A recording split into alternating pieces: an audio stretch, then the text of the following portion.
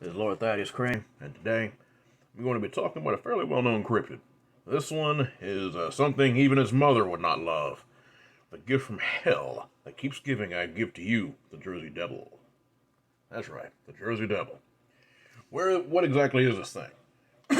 Supposedly, it comes from, obviously New Jersey, southern New Jersey mainly. There's also mention of it in Philadelphia folklore. This creature supposedly it looks almost comical. Supposedly has a kangaroo-like body almost. Vaguely humanoid maybe. Clawed hands or hooved hands. Feet, same thing. A goat's head and big old bat wings. Supposedly it basically screams out with this horrific blood-curdling screech. If that weren't bad enough, and of course there's been, murders, vanishings, mutilations, just all kinds of stuff linked to this thing.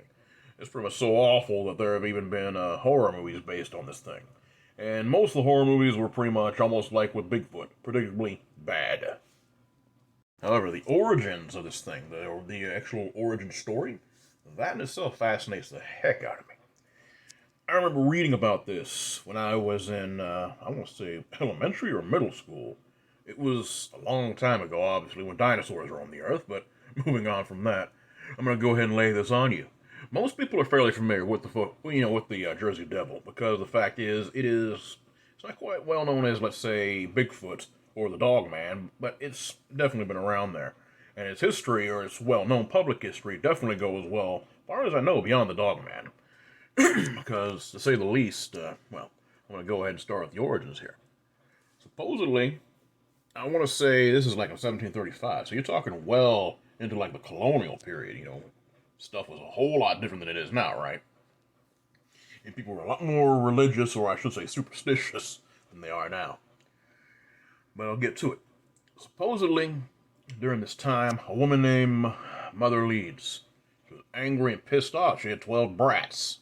So therefore, number 13 is coming down the pipe. And as it's being born, she was like, you know what? Curse this child, let the devil take it. And the devil was like, you know what? Hold my bear. I'm taking you up on that offer. And that's exactly what he did. Pretty much the child, there's different legends and different spins on, legends are the wrong word. There's different spins on how this occurred. But there's been the more terrifying aspect that it ripped itself out of her womb, or she just gave birth to it. But either way, this thing was pretty horrific.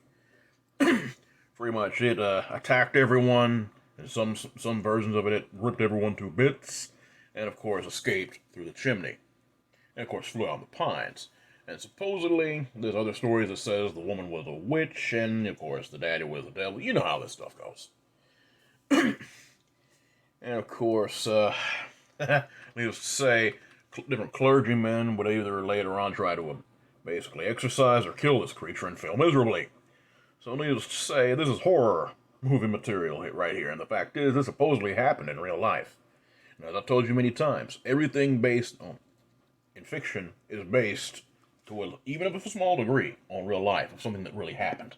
So don't ever, just gonna leave that out there. You guys already know how I do things on that. So anyway, I'm not gonna hang too far on this one, because to really go into its history would take 2 hours, much less anything else. But I'm telling you right now, there have been many reported encounters of this thing. It is very well known throughout, the legends of it, basically when you think of cryptids, the Jersey Devil is right up there, as I told you before, with Bigfoot, Dogman, Mothman. It's up there. Chupacabra. I might do a video on that later. But I'm just saying, there's been many, many, many sightings of this thing. There are, of course, different explanations, which people try to pass out. As maybe, some type of critter you saw and you basically got scared. And you know how this goes. But I'm telling you, there's something that's going on out in those pine barrens. That much I do know. What could it be? I don't know. Basically in reality, it could have been almost as terrifying as that little origin story I told you. But I also believe you have to understand something like this. Let's say there was a species of large bat. And what I mean by this is, let's say a flying fox or I think it's called a hammerhead bat. I could be wrong on that. But they're big. They're not harmless by any means, but they usually don't go out of their way to attack people unless they have rabies. They prefer fruit. Big old fruit bats. We can find them in Australia, maybe even parts of Africa. I could be mistaken on that. I think maybe even South America. Don't quote me on this. But big bats like that, if you've shown some folks a creature like that in, let's say, colonial times, and they didn't recognize it, they're going to say, oh God, it's a demon. Now, again, this is the theory. And of course, I've said many times about different animals being undiscovered and having evolved in different ways. Who knows? But I'll tell you right now, there have been attempts to hoax this thing. I know for a fact there was I want to say a sideshow or a circus that actually captured a kangaroo or had one in their custody, and they put wings on it and painted it. I mean, it's crazy the things that, I mean, you guys already know how hoaxes go when it comes to this kind of stuff. But that is pretty much what I'm going to leave at that. I want you guys to really do some research on this yourselves, if you get a chance, because it's very fascinating on what exactly this creature is. There's a few movies that have definitely come out based on it, but to say the least, they were all pretty much, well, bad. You'd be my guest. There was one that I saw, well, it looked halfway decent. I may do a review on that one later.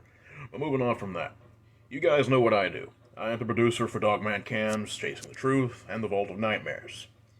You guys also know about the host. I've mentioned them many times. John Bell, he loves folks who have had cryptid sightings as well as experiences. I will make sure you get the chance to speak with him and be on the show. The audience, they're very open-minded, decent people. Same thing with Chasing the Truth. Sean Graham, he's actually a little more open-minded than many. And let me tell you, he's a good guy. If you want to be on his show, Chasing the Truth, I'll make sure you get there. Pretty much paranormal, supernatural, heck, even cryptids. He'll be glad to have you back on that one. The last one, of course, is Vault of Nightmares. That gentleman right there is a very wily individual, but an awesome guy regardless. I'll tell you right now, man. He covers also a little bit of everything. I guarantee you, nothing will be boring with him. So therefore, I've said what I needed to do. And also, my email, if you guys want to have that chance, is wesvic@dogmancams.com. You guys know the drill. Hit me up. I'll be glad to talk with you. Hell, even if you don't want your story shared, let me know. Because believe me, I love hearing things like this. You guys be safe and y'all be blessed.